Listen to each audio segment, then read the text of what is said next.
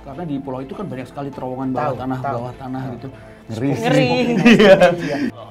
Ngeliat juga lumayan sering, sempet kejang dikit mata aku putih gitu, ngeblank aja gitu, sampai netesin air mata. Kusta itu adalah penyakit kutukan. Percaya nggak sih dengan kutukan?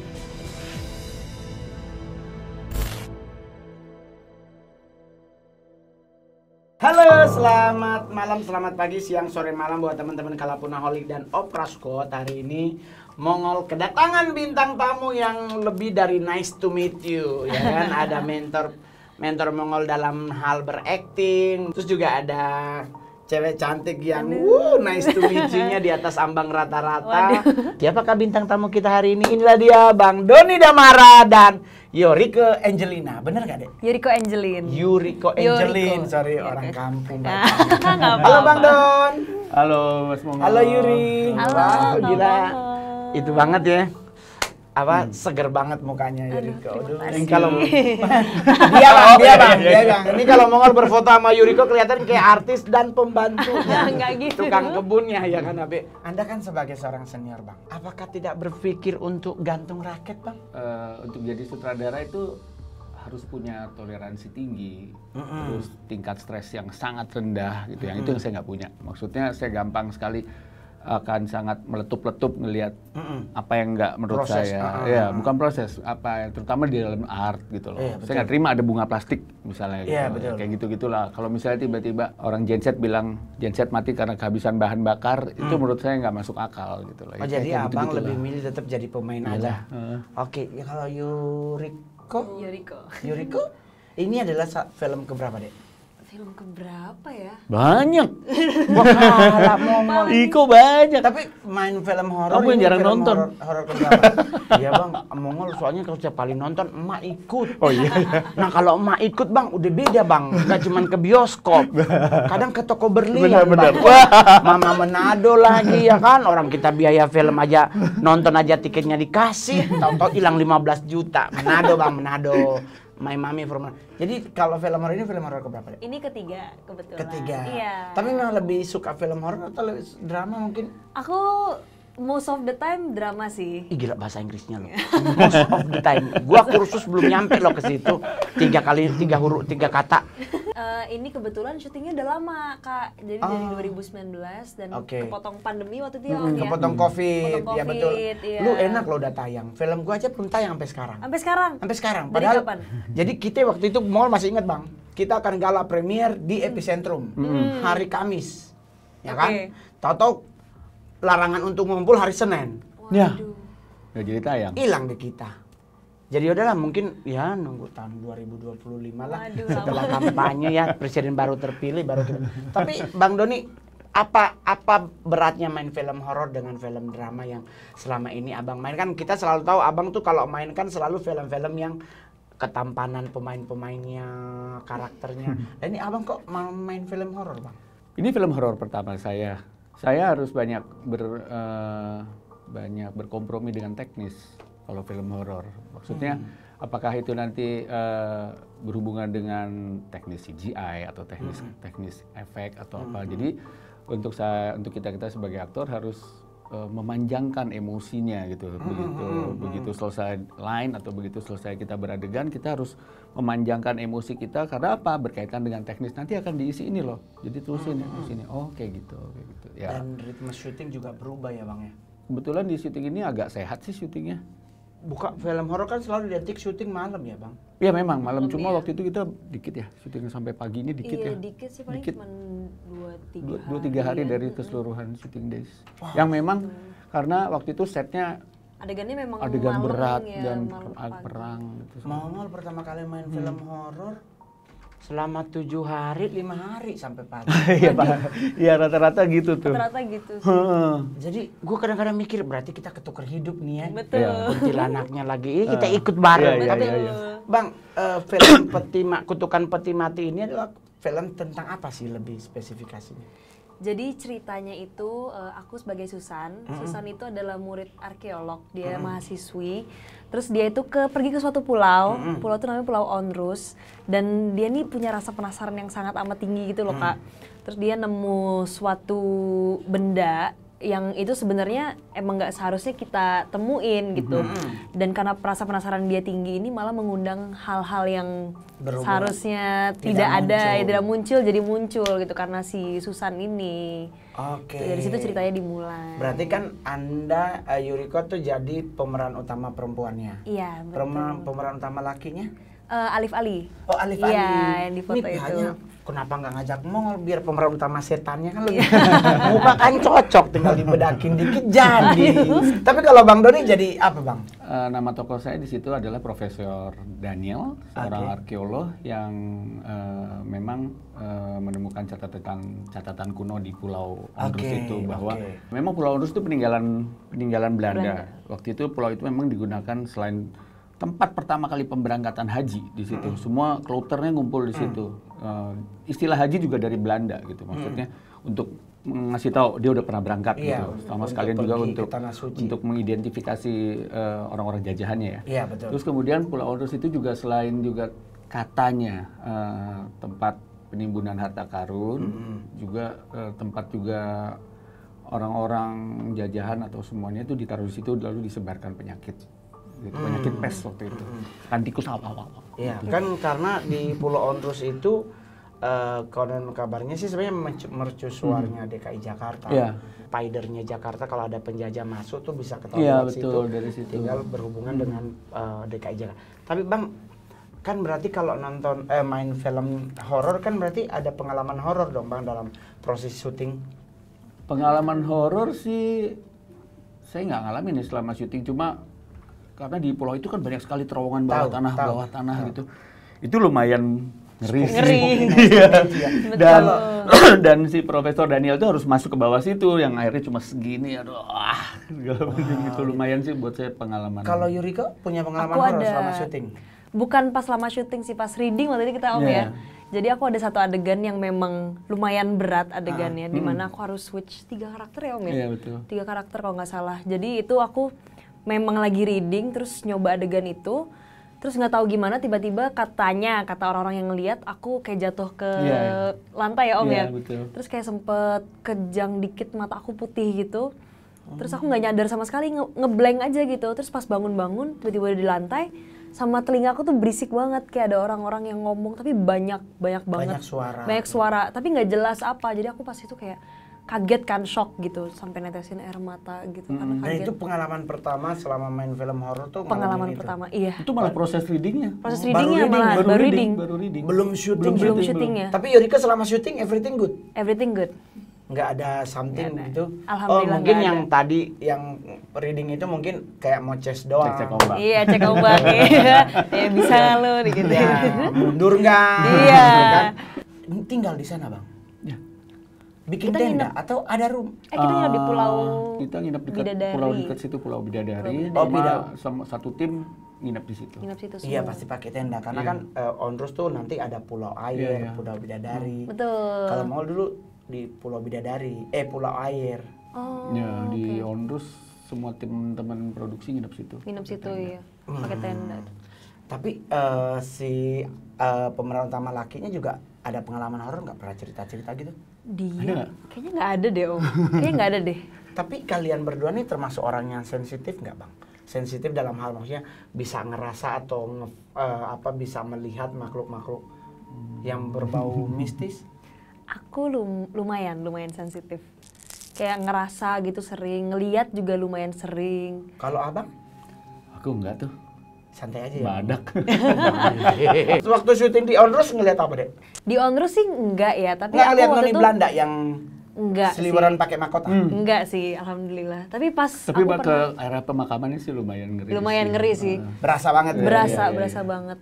Soalnya Mongol pertama kali ke Ondrus itu siang, terus pas setelah maghrib ada cewek pakai baju, kalau orang Indonesia Timur dia bilang pakai baju kawin, terus ada mahkotanya. Dan dia noni Belanda. Nah, Jelas banget. Jelas lah, dia kelenang-kelenang kok dia jalan. Justru waktu itu kalian ngerasain nggak? Enggak sih, untungnya enggak ya Om ya. Mungkin Untungnya karena lu enggak. lihat dulu kan namanya Yuriko. Artinya dia pikir dulu Jepang. Jepang. Belanda kan kegeser sama Jepang. Catatan sejarah kan. Setelah Belanda Jepang masuk Betul. gitu kan.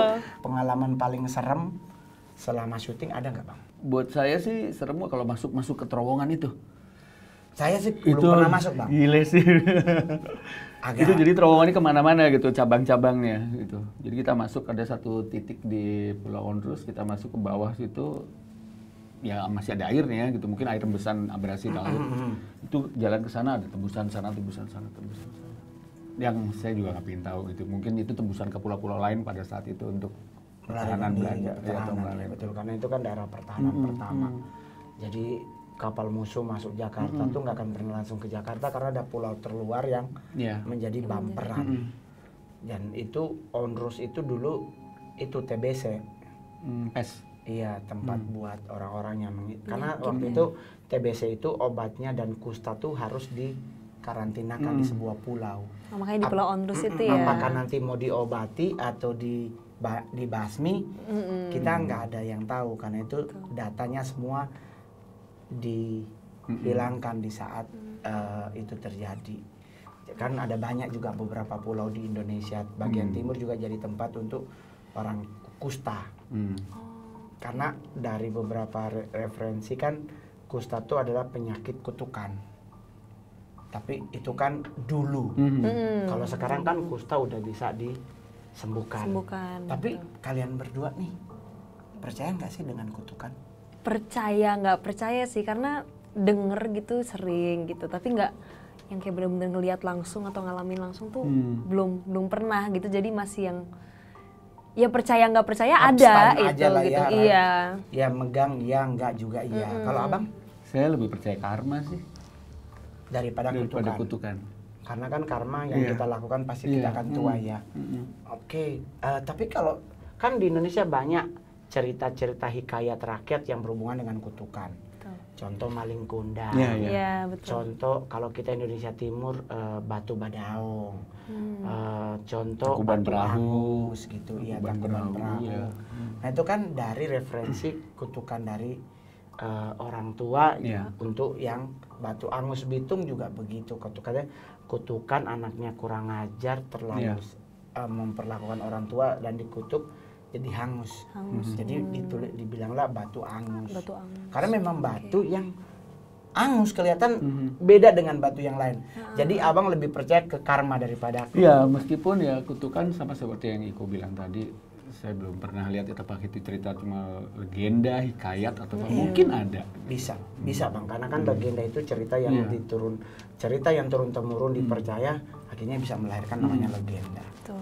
Tapi selama proses syuting ini ditemenin orang tua?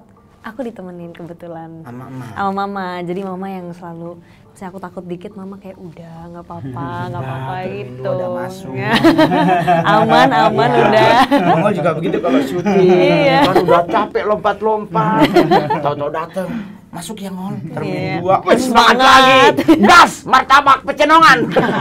Padahal kita syutingnya Pulau Air, martabak baru nyampe besok. Kan gak ada kapal. Benar. Tapi Bang, Abang kan suka pakai aksesoris. Saya ketemu Bang Doni ini dulu saya mengagumi beliau waktu masih sekolah SD, SMP. Bahkan dulu waktu masih sekolah, saya menggandungi 3 laki-laki Bang. Almarhum Ricky Ricardo, Doni Damara, sama Ongki Alexander. Dulu itu zaman saya sekolah tuh buku tulis tuh Bang kan ada gambar artis tuh. Ya kan depan belakang kadang Nela Regar dan Rano Karno gitu. Nah dulu kita Mongol tuh kalau beli buku tuh selalu harus ada gambar 3 orang ini. Dulu kan harus cewek dan cowok. Dulu Ongki Alexander itu selalu dengan Paramita Rusady. Dulu nih itu kalau ada gambar foto begitu tuh, itu kita seneng banget. Nah cuman sekarang mau tuh perhatikan Abang beda dari yang dulu. Kok udah pakai aksesoris Bang? Aksesoris apa? Itu kalung. Saya selalu pakai ini dari dulu. Ini Lucu dari waktu Afi pun saya pakai ini. Iya, mau perhatiin. Itu kalung dibeli atau dikasih orang Bang? Ini bikin dari bekas skateboard, papan skateboard. Papan skateboard jadi dibikin. Wah, seniman banget sih. Kita kan kalung harus dari emas ya. Iya, betul. Tempel berlian. Ini papan skateboard. Papan keren ya. Berarti kan skateboardnya patah ya? Punya Iya. sendiri apa punya Iya, teman, Bang? sendiri. Oh, saking sayangnya sama papanya, akhirnya dibikin. Iya. Tapi kenapa Bang harus dibikin relikunya seperti segitiga? Filosofinya sih sebentar untuk orang bisa untuk bisa berdiri cuma perlu 3 titik. Oh, itu Iya, filosofinya. iya. Dia kan bentuknya segitiga. Mau diambil sisi ini dia akan tetap berbentuk segitiga. Mau diambil sisi sini dia berdiri akan tetap segitiga. Berarti adalah kenapa segitiga? Mungkin karena Ya, untuk Ya kan, perjatuhan. untuk bisa berdiri cuma perlu 3 titik. betul. Kalau Yurika beli aksesoris ya beli-beli aja. Beli-beli aja yang penting lucu gitu, Oh, gemas. beli-beli kemarin aja. kita syuting juga ada aksesorisnya lucu tapi belinya di Hem. Ya. Ngerti kan Hem? Nggak ngerti lagi. Gua bukan anak Jaksel, lu nggak tahu. Zaman Wah. Citayam kan nggak ada, Iko lagi sekolah. Nggak tahu ya. Oh, nggak nyampe. Nggak nyampe kan? Tapi itu nih, kan Iko lagi sekolah dalam luar proses negeri. syuting ini, Mama tuh selalu Mama pernah nggak ngingetin bahwa hati-hati dek ini Iya. begini? Pernah. Mama selalu sih, Mama kayak kemanapun sih sebenarnya Mama tuh selalu ngingetin kayak kamu sebelum ke suatu tempat bilang permisi dulu Iya sih. gitu. Abang juga begitu bang. Iya. Jadi waktu pertama kali ke Onrus itu, Iyalah. Iyalah, kita harus nggak ya pernah kita ya. tahu, kita nggak pernah tahu ratusan tahun yang lalu pernah ada apa di situ. Betul. dan daerahnya juga kan Iya. sepi. Iya. Aura kematiannya berasa banget. Mau aja datang Betul. siang gua sampai merinding loh. Iya. Bayangkan masuk ke Pulau Onrus siang-siang merinding. Merinding ya bener. Berarti kan sejujurnya banyak teriakan orang yang belum siap mati tapi harus dibuat mati. Iya. Nah itu kan pasti keluarnya sumpah serapah. Bener. Sumpah serapah itu akan tetap ngendap di tanah itu. Betul.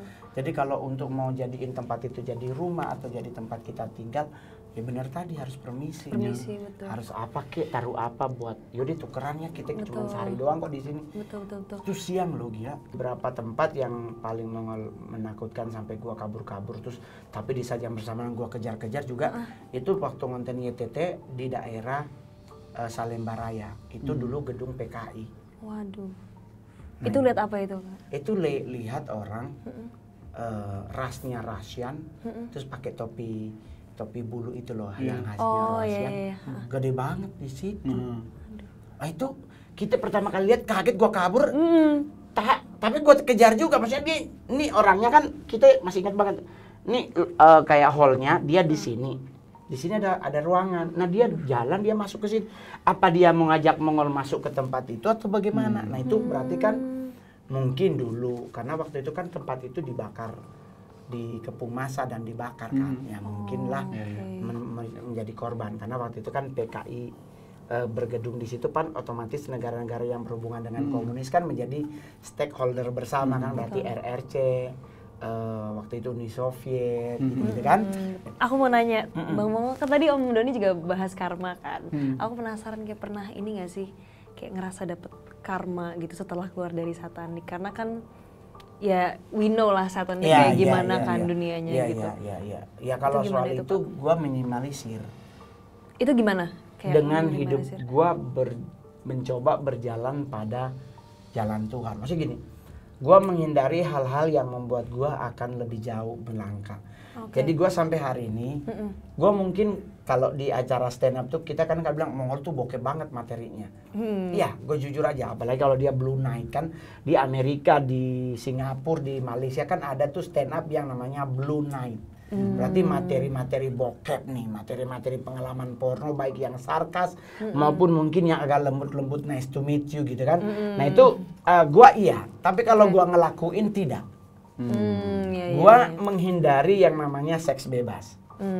Karena gua punya anak perempuan. Nah itu ya mungkin Bang Doni prinsip hukum karma. Karena kalau gua menyakiti perempuan, apa kabarnya nanti anakku disakiti. Yang kedua, gua menghindari pergaulan.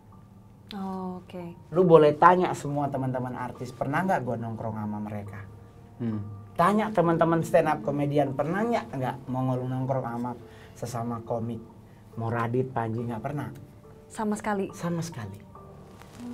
Karena Mongol menghindari hal-hal yang tidak diinginkan terjadi. Betul. Cuman jadi kalau orang bilang, jadi Kak Mongol hidupnya nggak enak dong. Enak kok sebenarnya. Karena enak tidaknya hidup dari kita aja. Betul. Jadi Kak Mongol kalau nongkrong kemana? Kadang Ragunan, ngeliatin ular. Saya tuh pecinta reptil. Saya dulu pernah pelihara ular sampai 10 di rumah. Didatengin Pak Lurah. Bukan cuma Pak RT, Pak Lurah datang. Gara-gara nggak boleh pelihara ular di kompleks. Nanti kalau dia lepas. Kalau lepas iya benar. 10-nya dibuang. Pelihara anjing nggak boleh. Nggak boleh juga. Katanya lendirnya bikin haram kaki. Astaga. Kasih lagi. Pelihara kucing hilang. Karena pintu lupa dikunci. Ada kunci kabur. Raib. Udah belinya 3 juta. Ya mau marah gue takut bibir bengkok. Tapi kalau masalah pengalaman hidup Kak Mongol, ya saya pribadi sempat pingin kayak gue bikin film tentang satanisme gitu kan. Karena kan selama ini kita selalu satanismenya kan Amerika Eropa. Ya kan kayak kemarin exorcism. Ya kan ternyata ininya bosnya induknya ternyata ini gitu. Nah, gue pingin karena satanisme Asia itu juga unik. Satanisme Asia kenapa unik? Selalu berhubungan baik dengan teritori spirit. Tentang las, gitu, tentang perceraian tingkatnya Indonesia lebih tinggi. Kenapa gini-gini itu enak tuh. Nah sempat kepikiran kayak mau pingin film. Mongol udah bikin filmnya The Dark Side. Dan skenarionya udah jadi, cuman mikir-mikir lagi. Kenapa? Nanti kalau ini film jadi gimana gue bisa bertahan gak kalau dihantem? Kan ada resiko. Betul. Sama dengan kalian film Kutukan Ikutin festival aja. Ikut festival ya, Pak? Iya, udahlah. Festival film horor ya di Thailand. Ikutin aja. Swadica. Taruh di OTT aja udah filmnya. Pingin soalnya Bang. Karena maksudnya gini, Indonesia itu dari awal Belanda masuk tahunnya sepersekian tahun itu, terus ada perjanjian pembesar memunculkan mereka dengan membentuk komunitas-komunitas penyembah satanik tapi berkedok keagamaan yang luhur. Itu tuh mereka tuh udah mappingin, udah matokin. Itulah kenapa mau tahu Ondrus. Karena udah terjadi mapping. Bayangkan mereka bisa nimpluk di Tegal, mereka bisa nimpluk di Semarang, mereka bisa ada di Surabaya, mereka bisa ada di Bandung, mereka bisa ada di Sukabumi. Mereka tuh udah mapping. Dan itu bergeraknya underground, tapi bisa mempengaruhi Indonesia. Tahun 98 Indonesia hancur, mereka muncul berkedok sebagai pembantu yang akan membantu Indonesia. Tetapi udah hitam di atas putih. Penandatanganan pertama perjanjian satanisme itu di kota, di Museum Fathahillah. Tuh tanda tangan itu. Baru tahu loh ini. Baru waktu itu terjadi protes besar-besaran terhadap komunitas ini. Terus karena Belanda itu nangkep 10 orang. 10 orang dari komunitas ini yang membenci tadi, yang memprotes. Dan mereka 10-nya dihukum pancung, 10-10-nya dipotong 1 kali, Bang. Nggak 1 dulu, nggak langsung ditebas berbarengan. Berendang! Oh iya. Dan itu ada tempatnya sampai saat ini. Nah, jadi gua mikir-mikir, Bang. Ini kalau gua bikin The Dark Side ini, bikin aja festival ya Bang? Iyalah. Lebih murah budgetnya ya? Ya dokter. Bukan lebih murah budgetnya. Artinya ketika film itu diikutsertakan dalam festival udah nggak ada tuh segala macam itu. Lo mau bikin festival, emang ini ada ceritanya. Jadi nggak ada lagi lembaga-lembaga apapun itu. Yang masuk campur ya? Iya udah. Sekarang mudah-mudahan ada platform OTT bisa lebih penulis bisa lebih orgasme lagi. Di OTT itu director bisa orgasme lagi dalam pengadeganan sejauh yang itu ranah-ranah yang masih wajar. Iyalah, cuma ayo Dokter Oki. Udah pinter kok penonton Indonesia. Iya kan Dokter Oki. Bening Klinik bisa jadi supported, iya kan? Jadi, tapi Anda berdua kalau seandainya diajak penelusuran, kemana? Penelusuran dunia gaib? Yang lain aja lah. Soalnya kan Mongol tuh suka ngajak Kalapuna tuh ada satu itunya namanya yang tak terlihat. Jadi kita selalu melakukan penelusuran tuh mulainya jam 10 malam. Aduh. Itu di daerah-daerah yang sangat nice to meet you gitu kan. Itu kalau seandainya Riko diajak, aduh mikir 5 kali deh kayaknya. Ya nggak apa-apa sih kalau mau. Iya, bener kan kita ajuin budget gitu. Boleh deh ya. Kita tetap ajuin budget, Iya. Tinggal disetujui oleh para bos-bos. Iya. Kalau saya mah tetap negosiasi. Tapi Dek mau nanya, ini yang terakhir Bang mau nanya. Apakah Abang berpeluang lagi untuk tetap bermain film horor kalau seandainya ada callingan? Setelah waktu itu Kutukan Peti Mati atau Onrus ini syuting, saya ada satu lagi film. Film horor. Akhirnya belum tayang juga. Akhirnya Abang mulai mencintai lagi. Aku mulai mencintai film horor. Karena saya pengen tahu aja seperti apa sih. Seperti apa sih pengadeganannya. Tapi Bang, berat nggak dari Abang yang dulu main di film? Menurut saya berat. Karena ya itu harus kompromi sama teknis, kita harus kompromi sama tokoh kita sendiri dalam beradegan gitu, nggak bisa ya terutama dalam hal emosi ya harus beda. Iya Bang. Iya. Betul. Jadi itulah kenapa selalu Kan jadi lucu horornya kalau nggak. Iya, benar. Tapi kan memang film horor tuh butuh banyak hal yang dikompromiin. Betul. Waktu syutingnya, jalan ceritanya, terus lokasinya juga beda dengan film-film drama. Saya pernah main film horor sampai ada gentong-gentong buat ini itu. Kadang-kadang setengah 4 pagi masih syuting. Tapi kita siang tidur. Betul. Sekarang Kebalik hidupnya. Sekarang pertanyaannya, apakah lu siang tidur nggak nantinya?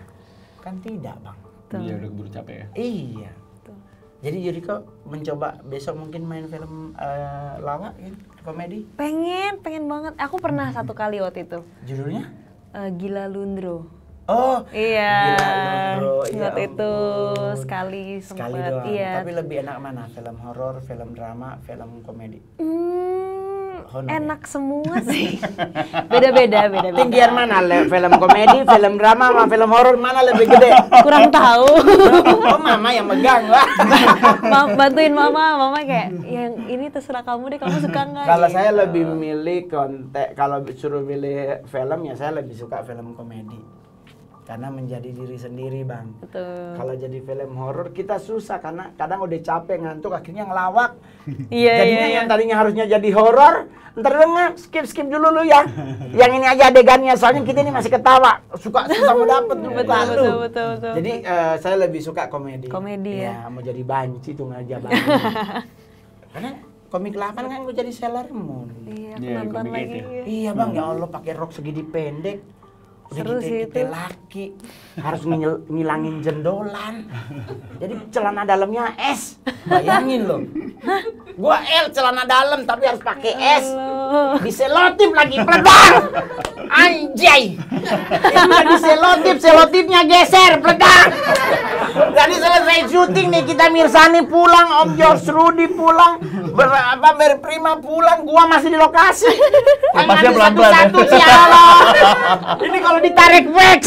Aduh. Tapi kebahagiaannya pas tayang dan saya juga percaya film Kutukan Peti Mati ini proses filmnya memang panjang, tetapi di saat tayang nanti semoga ya Amin. kita Ya. dengan doa tulus, dengan kerja keras tim semuanya target tercapai. Amin. Jumlah penontonnya semuanya dan apalagi kan sehat-sehat dan bisa ada Kutukan Peti Mati 2. Amin. Kan bisa film horor tuh bisa 2, 3, 4. Betul. Lah, Banyak suster- sequelnya ya Iya, biasanya. suster ngesot aja.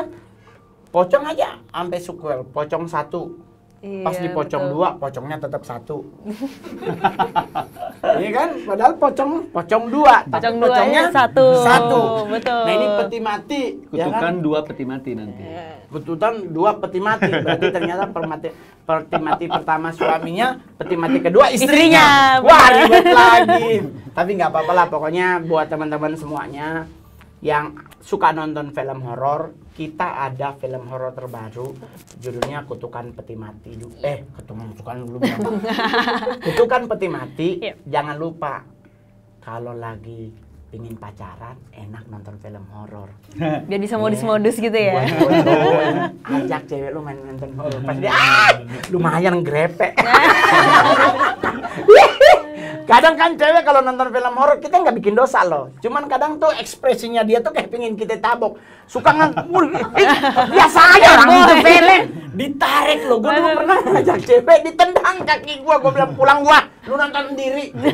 Remuk loh kita nonton film horor. Karena rusuh gitu ya. Rusuh. Jadi kalau lu pingin sesuatu yang baik, yang berbeda dari film horor yang lain, nih ada nih Kutukan Peti Mati. Nah, sekarang Anda berdua yang promo, gua kan nggak dibayar. Gua udah mendapat tiket. Jurika sini deh. Oke, jadi Itu kapan sih tayangnya? 20 Juli. Oh 20 Juli. 20 Juli. 20 Iya. Jadi jangan lupa untuk nonton film Kutukan Peti Mati. Akan tayang tanggal berapa, Om? 20 Juli 2023. Iya, akan tayang di seluruh bioskop Indonesia dan nanti semoga teman-teman suka dengan hasilnya karena ini kita syutingnya sudah beberapa tahun yang lalu. Film ini ada Betul. sejarahnya, Betul. ada misterinya, ada pembelajarannya juga. Betul. Jadi Nggak semoga cuma sekedar horor. betul, semoga pesan yang kita ingin sampaikan juga nyampe ke teman-teman dan itu jangan lupa ke bioskop tanggal 20 Juli 2023. Tuh, ingat tanggalnya 20 Juli. Masukin di handphone. Jadi biar lu nggak ketinggalan film keren terbaru Kutukan Peti Mati. Oke, thank you. Jangan lupa di subscribe, like, share, komen. Kita akan ketemu lagi di konten selanjutnya. Saya Mongol. Makasih Bang Doni, makasih Bye. Ridho. Terima Dadah. kasih.